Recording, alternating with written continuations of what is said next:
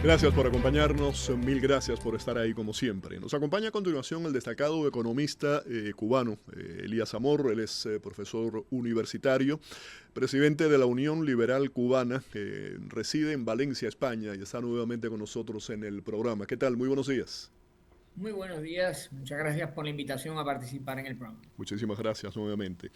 Elías, a ver, nuevas medidas, nuevas sanciones de Washington para ahogar, estrangular la economía del régimen cubano, ya de por sí disfuncional desde hace mucho tiempo, ¿no? Las nuevas sanciones van dirigidas al turismo, nuevamente Gaesa, sanciones a Mintur, Gensar, Gecomex. Vemos el caso del turismo, ha caído estrepitosamente en los últimos, el primer trimestre de lo que va del 26, casi un 50%, 48%. Las sanciones estas incluyen ahora sectores como minería, energía, defensa, finanzas. Hago todo este preámbulo, ¿no?, para preguntarle directamente, ¿cuánto más usted considera que el régimen puede aguantar estas condiciones? ¿Cuánto puede durar este régimen? ¿Cuánto puede sobrevivir? Bueno, la cuestión de las sanciones no es tan determinante sobre el resultado general de la economía como cabría esperar. Usted puede aplicarle unas sanciones a un ministerio como el de turismo Ujú. y a lo mejor usted consigue con eso que la feria del tabaco o la FIJAP no se celebren a lo largo de los próximos meses, teniendo en cuenta que las empresas que dan su dinero para organizar ese festival de millonarios en La Habana, que se extiende durante una semana más o menos, y llegan al aeropuerto de Rancho Boyeros casi 40 o 50 jets privados de la mayor parte de los países del mundo. Bueno, pues en este momento, con estas sanciones, ese empresario potencial que pudiera querer ayudar al Ministerio de Turismo de Cuba se lo va a pensar. Está claro que el ministerio puede entonces organizar una feria del tabaco bajando el nivel, es decir, no teniendo el nivel de dispendio que ha practicado en los últimos años con los multimillonarios que vienen de todo el mundo. Pero, insisto, dudo que en las condiciones actuales se vaya a hacer algo así. Este sería un tipo de impacto de estas sanciones. Pero en esta vez, lo que el gobierno de Estados Unidos ha hecho, yo creo que con muy buena cabeza, muy buena intención, es aplicar sanciones a los órganos de represión del sistema político. Falta un punto importantísimo, que es el ejército. Son las fuerzas del ejército que retire su apoyo al dictador, a la dictadura en general. ¿Qué otros factores usted considera? Además es que todo está correlacionado con la economía, ¿no? ¿Qué otros factores usted considera que hacen falta para que haya esa tormenta perfecta? Me refiero evidentemente a la transición económica y la transición Uh -huh. política. Sí, sí. Bien, yo creo que la base está en las capacidades fundamentales de la población para promover una acción social y cívica lo suficientemente potente como para convertir al gobierno en lo que es, un órgano represor muerto que no tiene futuro. Yo creo que en cuanto más protestas se produzcan dentro de Cuba y esas protestas tengan la capacidad para ir acorralando a los represores y a los que actualmente representan la cúpula del poder, el pueblo irá abriendo el camino. De hecho, esto es, por ejemplo, lo que pasó en la revolución de los claveles de Portugal, cuando los militares empezaron a colocar los claveles que las señoras, las mujeres iban por la calle con ramos de claveles y ellos los colocaban en los rifles, transmitiéndole a los militares fascistas que no iban a disparar ni un Uh tiro. -huh. Este tipo de imágenes todavía no las hemos visto en Cuba. Y creo que es muy importante, pues el 11J tiene su relevancia y nadie se la va a quitar, pero fue exterminado por la acción represora del régimen, que lógicamente es todavía muy potente. Uh -huh. Y lo asombroso es que esa acción represora pueda tener apoyos internacionales en países donde los comunistas tienen cuotas de poder. Es una verdadera vergüenza que los comunistas, por ejemplo, de Francia, de España, de Italia, apoyen las acciones represoras contra ciudadanos indefensos en Cuba. Sin duda. En mi opinión, cuando ese pueblo cubano de manera masiva conquiste las calles, es cuando entonces todas estas actuaciones de apoyo internacional, como la agenda del presidente Trump y del secretario de Estado Marco Rubio en favor de la democratización de Cuba, podrán eclosionar y tener su concreción. Pero mientras que el pueblo no pueda arrinconar a esos gobernantes malévolos, va a ser muy difícil que hayan cambios. Quiero ir ahora, si me permite, a ponernos un poco en, si es posible, en el zapato de la vida diaria del cubano de a pie. No hay transporte, no hay comida, no hay trabajo, no hay futuro, como mencionábamos. La frase esa de resolver, que durante tanto tiempo se ha hablado de esto, que se traducía como sobrevivencia, ¿no? Resolver era como sobrevivir, literalmente. Yo creo que ni siquiera eso está ya en el argot del cubano. Hago este preámbulo porque estaba leyendo que, por ejemplo, el cubano que quiere ir a retirar a una institución bancaria, que son estatales, ¿no? Su dinero, estamos hablando de su dinero, de los bancos estatales, solo pueden sacar 500 pesos cubanos por operación. Esto que es 20, 21 dólares aproximadamente.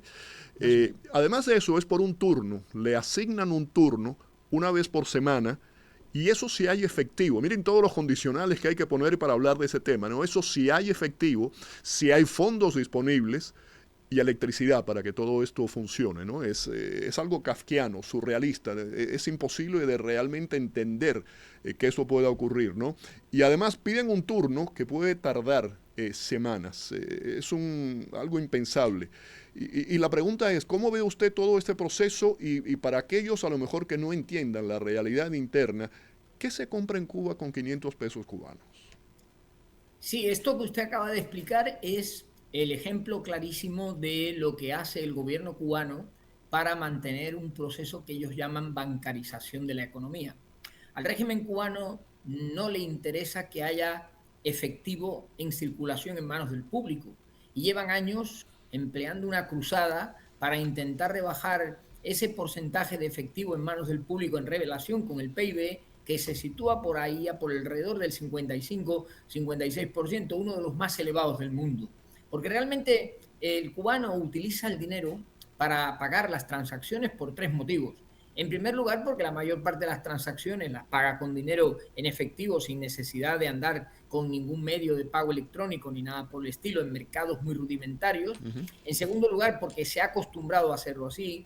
Y en tercer lugar, porque los bancos en Cuba han hecho mucho daño a los ahorradores y la gente no se fía de los bancos. Ya fueron nacionalizados en los años 60 y los depósitos que tenían las personas fueron cambiados por menos valor del que tenían, y a partir de aquel momento, que fue el primer corralito que se hizo en América Latina, entonces siendo el Che Guevara el responsable del Banco Central de Cuba, pues a partir de ahí lo que ha caído ha sido un desastre. Por lo tanto, los cubanos siguen buscando el dinero en efectivo que tienen depositado en sus cuentas bancarias para poder pagar, y el gobierno lo que hace es someterlos a esto que usted ha explicado perfectamente, que es una actuación que tiene como objetivo que esa persona al final se desentienda y no recupere ese efectivo y que ese efectivo siga en la cuenta. La prueba está en que, por ejemplo, si esa persona que tiene una cuenta bancaria tiene vinculada a esa cuenta una tarjeta para poder pagar, no le van a retirar el poder de compra monetario que tiene con esa tarjeta, la va a poder usar en cualquier establecimiento. La actuación que es negativa es cuando usted va al banco y pide, mire, quiero llevarme 500 dólares, y en ese momento es cuando usted se encuentra ante una situación como la que ha descrito. Eso, insisto, es una manera burda de desarrollar una política económica y monetaria, que es la bancarización, que con este procedimiento no va a conseguir sus resultados, sino todo lo contrario, y lo que va creando es un pozo para una estabilidad de la tasa de inflación, que, como usted sabe, la inflación, el peor enemigo que tiene es la abundancia de papel en circulación. Claro. Cuanto más papel esté en manos del público, más se resiste la inflación a bajar, y al final es todo un mismo ciclo, ¿no? La grave situación económica en la que se encuentra la economía cubana, que no consiguen las autoridades, por incompetencia, situar la economía en una senda de normalización. Están yendo de un lado a otro con vaivenes muy fuertes, y quien paga toda esta situación es el pueblo cubano. Lo que ha ocurrido en Cuba ha sido que ahora ya la tierra prácticamente está toda gestionada y en manos de los agricultores, pero todavía hay que dar un salto cualitativo muy importante, que es que no se ceda la tierra en arrendamiento, Ujú. sino que se permita la propiedad privada de la tierra, que se pueda comprar, vender, alquilar, Claro. unificar, reducir o dejar sin explotación. Ese cambio el régimen no lo quiere dar. Y es un cambio muy simple. Ya no hay las granjas kolhoz típicas de los años 60 en donde trabajaban los aparceros y los pobres campesinos cubanos a sueldo, a salario. Eso ya desapareció. Ya no existen esas granjas estatales. Ahora lo que hay son explotaciones de campesinos, cuentapropistas, de pequeños agricultores, hay cooperativas, son fórmulas privadas de gestión de la agricultura. Pero ¿por qué no da buen resultado? Porque falta el paso fundamental, que es que la tierra pase a ser propiedad de quien la trabaja. A mí me gusta mucho matizar el eslogan de la izquierda europea de siempre va la izquierda para quien la trabaja. No, no, no. La tierra, perdón, la tierra para quien la trabaja. No, el eslogan es la tierra debe de ser de quien la trabaja. Claro. Porque ahí es donde está la diferencia. Si el campesino es dueño de la tierra, se compromete, presenta el título de propiedad en el banco, le dan un préstamo, Claro. compra insumos, compra Ujú. fertilizantes, incrementa el número de trabajadores cuando necesita más mano de obra, contrata un silo. Esa actividad que el campesino cubano la tiene que hacer con el miedo de que el dirigente comunista local le quite las tierras que le han dado, es el ejemplo clarísimo de por qué no funciona el sistema. Sin duda, si eso además crea incentivos, Claro, crea un crecimiento interno, ¿no? Y exacto. además, irónicamente, es lo que destruye en el 59, en el 60, el régimen cubano, ¿no? Que llega, destruye todo esto que estaba ya implementado, con sus problemas que había, sí, pero Sí, estaba sí. implementado y funcionaba. Lo destruyen y estamos hablando casi 70 años después que estamos replanteándonos un regreso a lo que ellos destruyeron en el año 59, años 60, años 61. Es así de doloroso, pero es así. Lo que pasa es que es un retorno sin acabar de llegar a dar ese salto que digo yo cualitativo, que es que la propiedad de la tierra sea privada. Claro, yo creo que Es, el kit de esto, Elías, perdóneme, es sí, dígame. que no es un cambio realmente porque hay una voluntad de cambiar. Todo eso está condicionado, que tienen que hacerlo. Es lo que han hecho durante todo este tiempo. Tienen que hacerlo y volvemos a sus declaraciones para poder preservar el modelo socialista. Ahí está el final de todo. Entonces, si ese es el fin, esto no funciona de esa forma. No funciona, efectivamente. Completamente de acuerdo. Y por eso es tan interesante este momento histórico en el que nos encontramos, en el que estamos muy cerca del final de una larga historia de oscuridad y estamos ya viendo la luz. Lo que pasa es que hay mucha gente que eso no se lo acaba de creer. Y a mí me gustaría pues transmitir ese optimismo en Ujú. el sentido de que nunca antes, a lo largo de mi existencia, yo ya tengo 68 años, yo no había visto acercarse la oportunidad del cambio en Cuba tanto como la que estamos viendo ahora. Y ojalá que Dios nos dé el empujón final y nos permita llegar a ver la isla convertida en lo que todos queremos, nada, un país normal, una democracia liberal, con una economía en la que todo el mundo pueda funcionar y vivir, y luego ya vendrá lo que tenga que venir. Ujú. Creo que usted lo ha dicho muy bien, porque además no se está pidiendo nada excepcional, se está No, pidiendo un país normal. Creo que claro, lo ha puesto muy bien.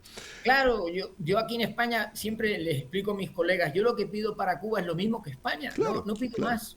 claro, Un sin duda. país en el que poder vivir.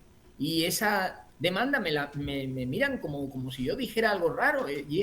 Hay una ficción creada, un relato Ujú. creado por el régimen comunista cubano que ha triunfado en el mundo. Y ese relato se está viendo cómo se deshace completamente a pedazos con estas negociaciones con Estados Unidos, en donde se ve claramente que el régimen tiene que ir cambiando el relato porque ya no le vale y vuelve a pillar otro y ahora hablan del genocidio y ahora hablan de Sí, una guerra sí. mortal y ahora hablan de que nos están haciendo daño a los niños que necesitan gafas y van moviéndose de un lado para otro Sí, porque ya la no. famosa frase del Che Guevara, si el enemigo no existe hay que inventarlo. Exactamente, muy bien. Y eso es el ejemplo de que están acorralados y que el acorralamiento, quien lo tiene que ahora practicar es la sociedad cubana. Y por eso es muy interesante estas sanciones que se aplican contra las tres organizaciones represoras. Ojalá que eso las debilite y el pueblo cubano pueda, bueno, pues confirmar que Ujú. muchos unidos contra la injusticia puede dar ese magnífico resultado que todos esperamos. Elías, siempre un placer. Muchísimas gracias por Lo estar con mismo nosotros, digo, por su tiempo. encantado, adiós.